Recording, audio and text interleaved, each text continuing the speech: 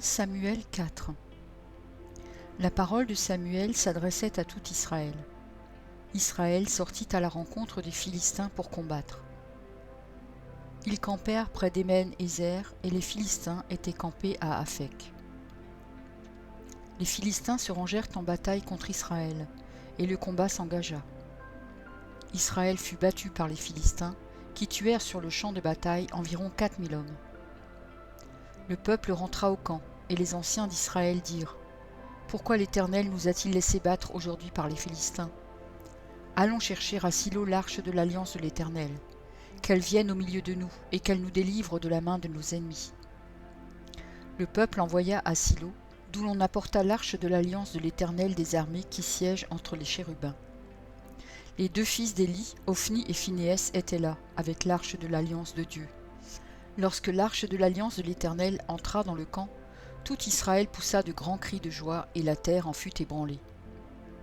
Le retentissement de ces cris fut entendu des Philistins, et ils dirent : Que signifient ces grands cris qui retentissent dans le camp des Hébreux ? Et ils apprirent que l'arche de l'Éternel était arrivée au camp. Les Philistins eurent peur parce qu'ils crurent que Dieu était venu dans le camp. Malheur à nous, dirent-ils, car il n'en a pas été ainsi jusqu'à présent. Malheur à nous, qui nous délivrera de la main de ces dieux puissants ? Ce sont ces dieux qui ont frappé les Égyptiens de toutes sortes de plaies dans le désert. Fortifiez-vous et soyez des hommes, Philistins, de peur que vous ne soyez asservis aux Hébreux comme ils vous ont été asservis. Soyez des hommes et combattez. Les Philistins livrèrent bataille et Israël fut battu. Chacun s'enfuit dans sa tente. La défaite fut très grande et il tomba d'Israël 30 000 hommes de pied. L'arche de Dieu fut prise, et les deux fils d'Éli, Ophni et Phinéas, moururent. Un homme de Benjamin accourut du champ de bataille et vint à Silo le même jour, les vêtements déchirés et la tête couverte de terre. Lorsqu'il arriva, Éli était dans la tente, assis sur un siège près du chemin, car son cœur était inquiet pour l'arche de Dieu. À son entrée dans la ville, cet homme donna la nouvelle, et toute la ville poussa des cris. Éli, entendant ces cris, dit : Que signifie ce tumulte ? Et aussitôt l'homme vint apporter la nouvelle à Éli. Or Éli était âgé de 98 ans. Il avait les yeux fixes et ne pouvait plus voir.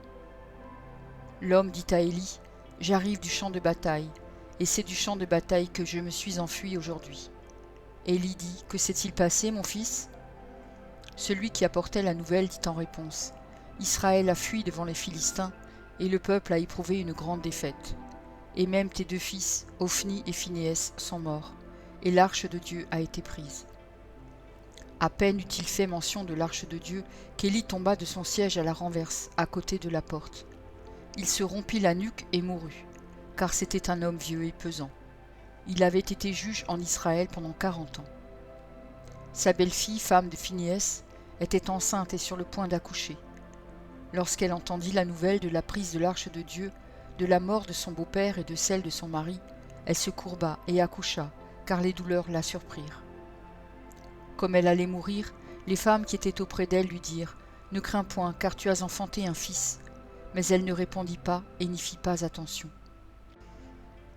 Elle appela l'enfant Ichabod en disant : La gloire est bannie d'Israël, c'est à cause de la prise de l'arche de Dieu, et à cause de son beau-père et de son mari. Elle dit : La gloire est bannie d'Israël, car l'arche de Dieu est prise. 1 Samuel 5. Les Philistins prirent l'arche de Dieu, et ils la transportèrent d'Ében-Ézer à Asdod. Après s'être emparés de l'arche de Dieu, les Philistins la firent entrer dans la maison de Dagon et la placèrent à côté de Dagon. Le lendemain, les Absodiens, qui s'étaient levés de bon matin, trouvèrent Dagon étendu la face contre terre devant l'arche de l'Éternel. Ils prirent Dagon et le remirent à sa place. Le lendemain encore, s'étant levés de bon matin, ils trouvèrent Dagon étendu la face contre terre devant l'arche de l'Éternel. La tête de Dagon et ses deux mains étaient abattues sur le seuil, et il ne lui restait que le tronc. C'est pourquoi jusqu'à ce jour les prêtres de Dagon et tous ceux qui entrent dans la maison de Dagon à Asdod ne marchent point sur le seuil. La main de l'Éternel s'appesantit sur les Asdodiens, et il mit la désolation parmi eux. Il les frappa d'hémorroïdes à Asdod et dans son territoire.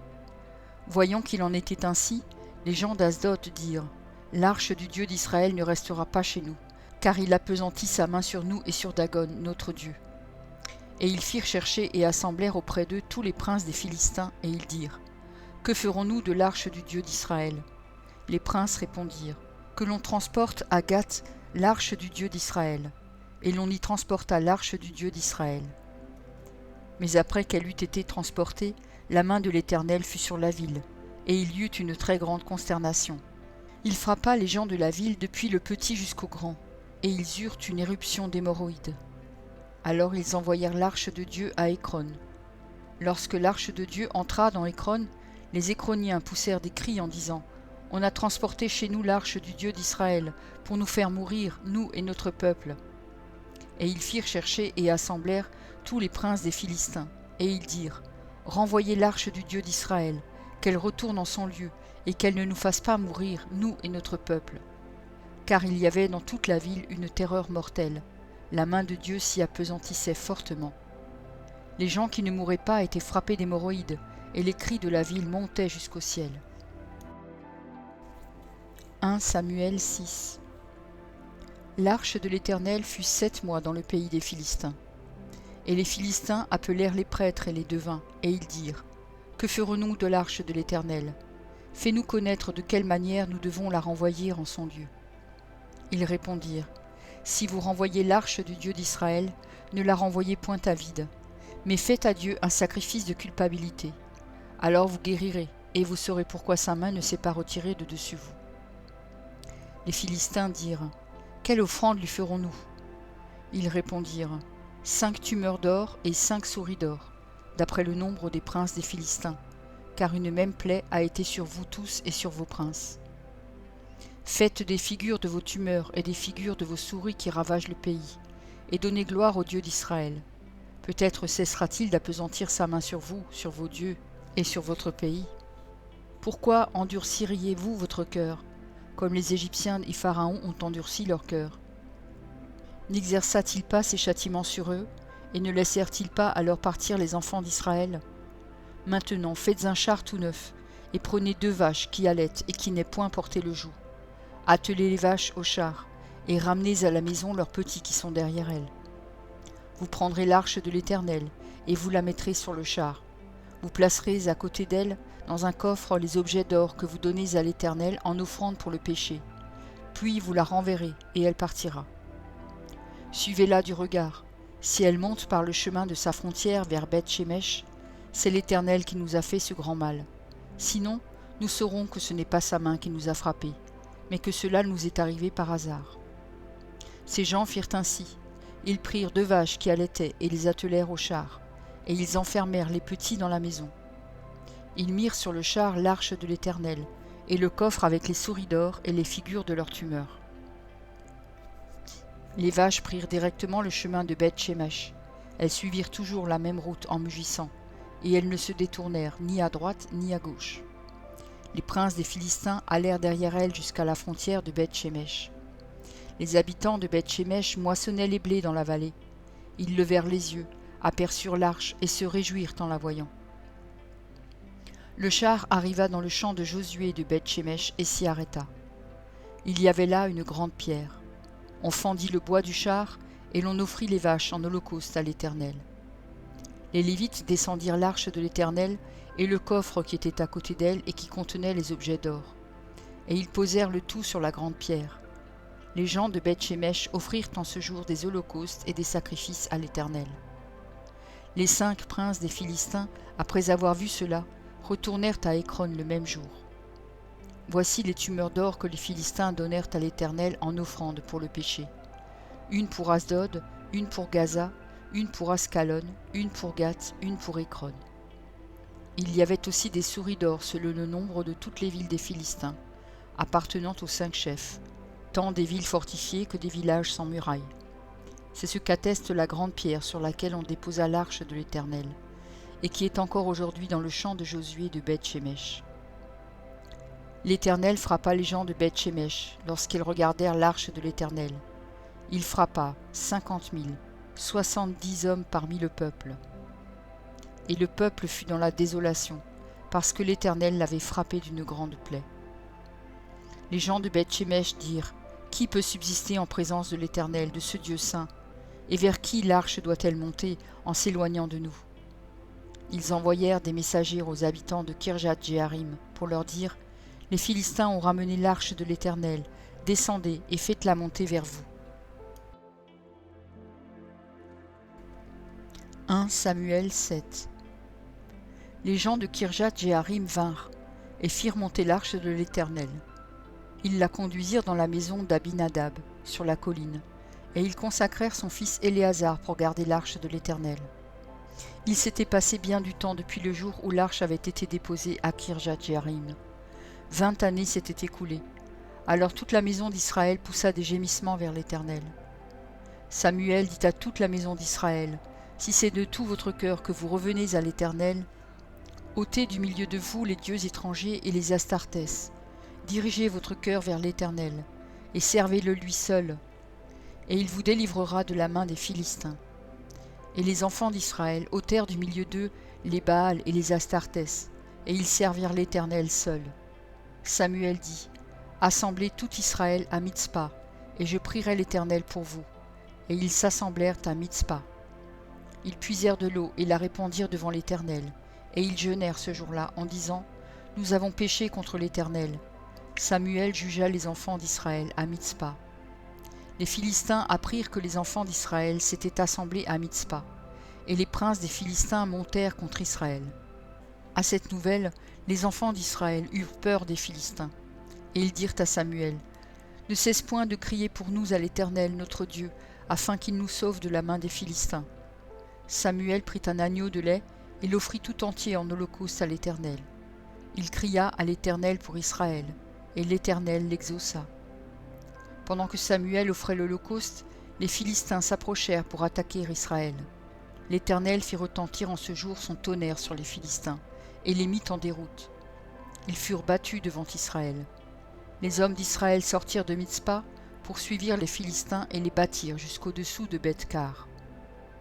Samuel prit une pierre qu'il plaça entre Mitzpa et Shen, et il l'appela du nom d'Eben-Ézer, en disant: Jusqu'ici l'Éternel nous a secourus.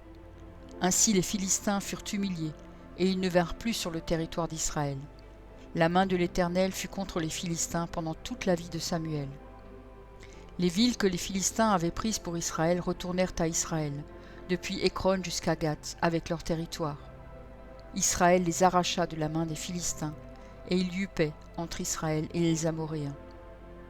Samuel fut juge en Israël pendant toute sa vie.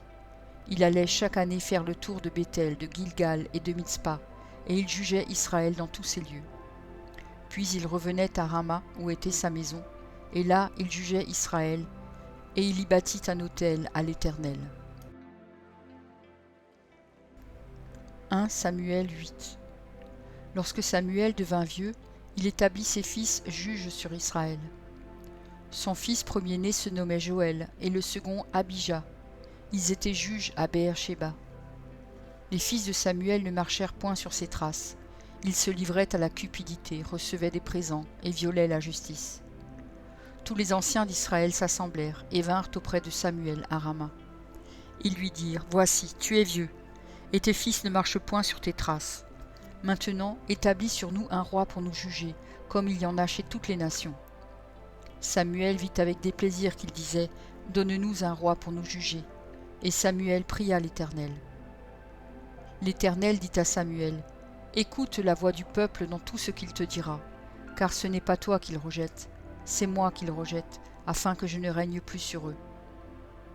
Ils agissent à ton égard comme ils ont toujours agi depuis que je les ai fait monter d'Égypte jusqu'à ce jour. Ils m'ont abandonné pour servir d'autres dieux. Écoute donc leur voix, mais donne-leur des avertissements, et fais-leur connaître le droit du roi qui régnera sur eux. Samuel rapporta toutes les paroles de l'Éternel au peuple qui lui demandait un roi. Il dit: Voici quel sera le droit du roi qui régnera sur vous. Il prendra vos fils, et il les mettra sur ses chars et parmi ses cavaliers, afin qu'ils courent devant son char. Il s'en fera des chefs de 1000 et des chefs de 50, et il les emploiera à labourer ses terres, à récolter ses moissons, à fabriquer ses armes de guerre et l'attirail de ses chars. Il prendra vos filles pour en faire des parfumeuses, des cuisinières et des boulangères. Il prendra la meilleure partie de vos champs, de vos vignes et de vos oliviers, et la donnera à ses serviteurs. Il prendra la dîme du produit de vos semences et de vos vignes, et la donnera à ses serviteurs. Il prendra vos serviteurs et vos servantes, vos meilleurs bœufs et vos ânes, et s'en servira pour ses travaux. Il prendra la dîme de vos troupeaux, et vous-même serez ses esclaves. Et alors vous crierez contre votre roi que vous vous serez choisi, mais l'Éternel ne vous exaucera point. Le peuple refusa d'écouter la voix de Samuel. « Non, dirent-ils, mais il y aura un roi sur nous, et nous aussi nous serons comme toutes les nations. Notre roi nous jugera, il marchera à notre tête et conduira nos guerres. » Samuel, après avoir entendu toutes les paroles du peuple, les redit aux oreilles de l'Éternel. Et l'Éternel dit à Samuel, « Écoute leur voix et établis un roi sur eux. » Et Samuel dit aux hommes d'Israël, « Allez-vous-en, chacun dans sa ville. » Merci pour ton écoute. Je t'encourage à écouter encore la parole du Seigneur. J'ai pris un engagement avec lui et je publierai tous les jours un verset. Si j'en oublie un jour, j'en ferai 2 le lendemain. De ton côté, tout ce que tu as à faire, c'est de t'abonner à cette chaîne. Et s'il te plaît, n'oublie pas le pouce bleu. Et si tu veux me laisser un gentil commentaire, c'est aussi apprécié. Pour écouter la suite, clique simplement sur la vidéo du jour suivant, en haut à gauche. Que Dieu te bénisse.